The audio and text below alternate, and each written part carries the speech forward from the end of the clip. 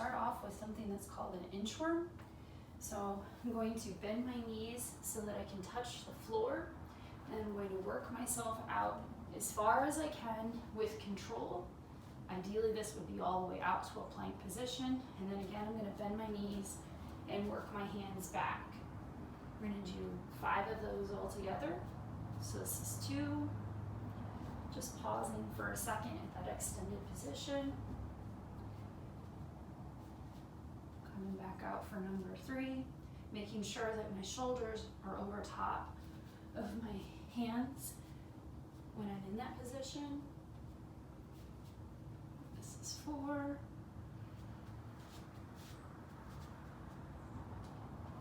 And 5.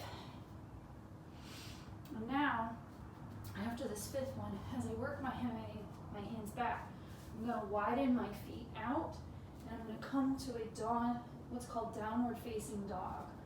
So I'm trying to push my heels into the floor and push my hips back. I'm ideally trying to have a straight line from my wrist to my butt. And if this is, in order to hold this position, it is more comfortable to bend the knees, then that would be ideal. You're trying to press your heels into the floor. I'm actively pressing into my fingers as well, holding myself into this position. We're going to pedal the feet back and forth, so shifting the weight from one side to the other, holding that position. And then we're going to bend the knees and come again into a tabletop position. And then I'm going to do a shoulder tap. So I'm going to take one hand and put it on the other shoulder.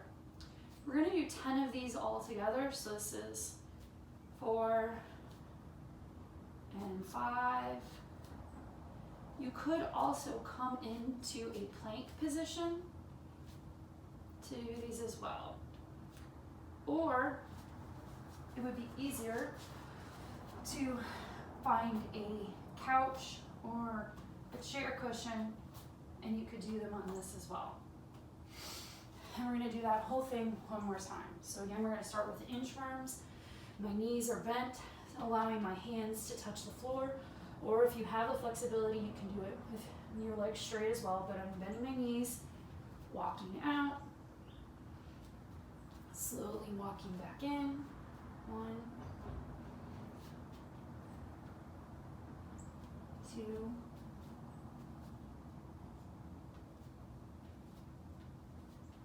3,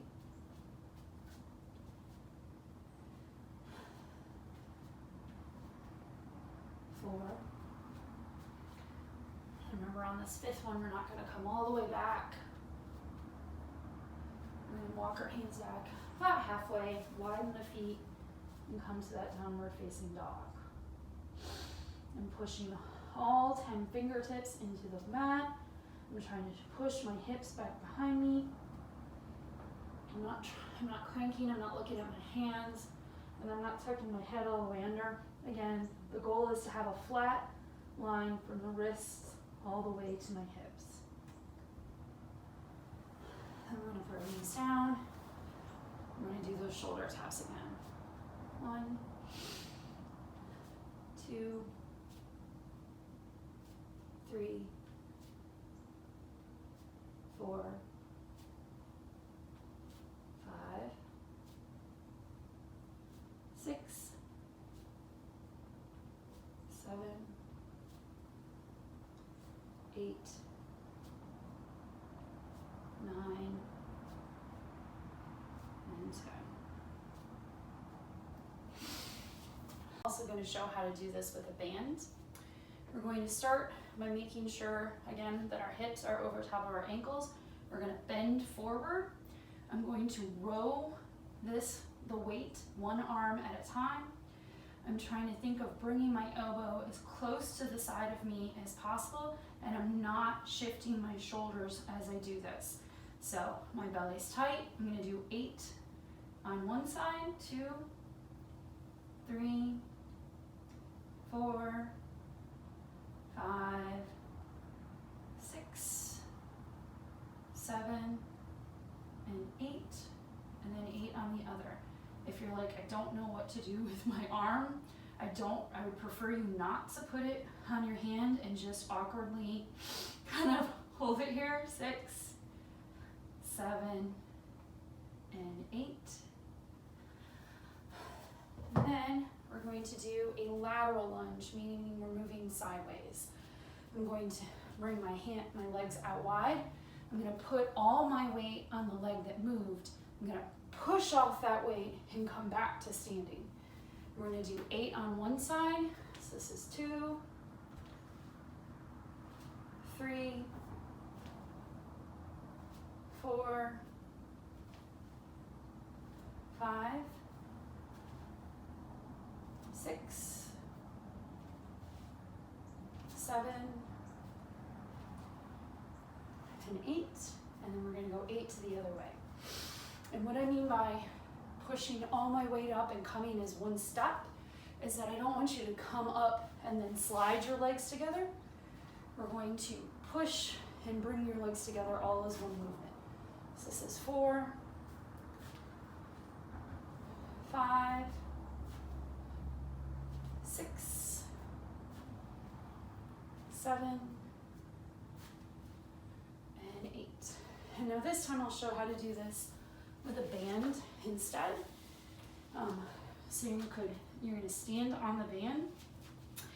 I'm going to have my palm facing in towards me, and I'm going to row it still up. Oops. But I always want to start on the other side. I always like to make sure that you don't always start with the dominant side. So now I'm going to start with my left. 2, 3, 4, 5, 6, 7, and 8.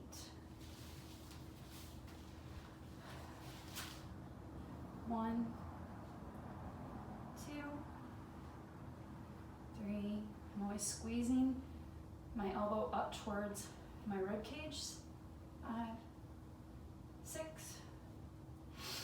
7, and 8. And again, I'm going to start on the side that I ended with. So I'm going to go to my right first. 1, 2, 3. Make sure that our head stays on the mat. My palms are going to be facing the ceiling, and I prefer to have your feet flexed, meaning that just your heels are on the ground. You could also do these with your feet flat on the ground. It just kind of depends on how comfortable you are with your feet flexed. From here, we're going to do 10 regular hip lifts, meaning that I'm going to keep both feet on the floor. I'm squeezing my hips up and coming back down. So I'm squeezing, holding there for a second, and come back down. This is 3, 4, 5, 6, 7, 8, 9, and 10.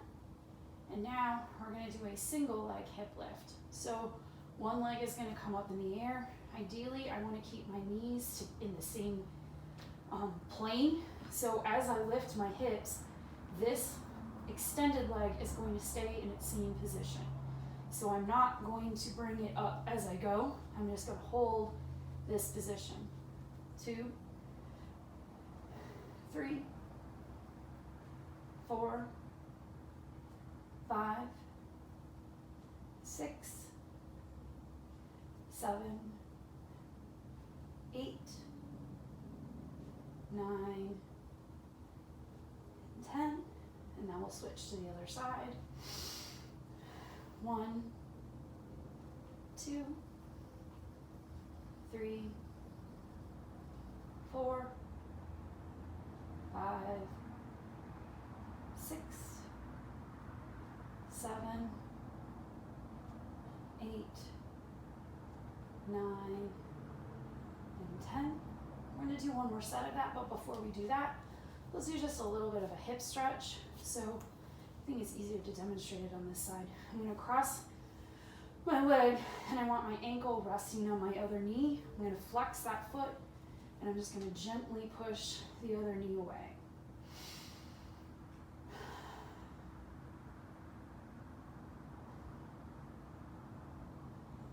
And just relax. And we'll switch to the other side. So again, my ankle goes on my knee. I'm flexing this foot, and I'm pushing this hip away from me. And I should feel this in the hip of the leg that is on top.